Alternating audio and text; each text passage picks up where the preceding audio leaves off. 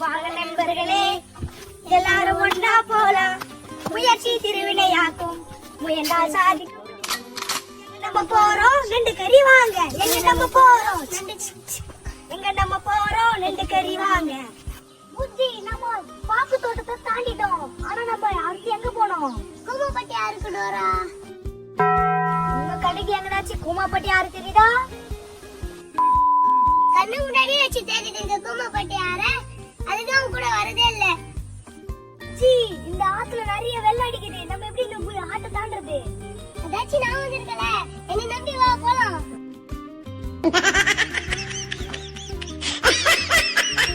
இந்த ஆத்துல மொத்தம் எத்தனை கல்லுக்குது கேட்டுங்க?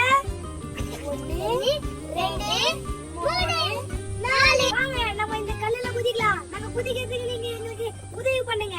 சொல்லுங்க. 1 2 3 4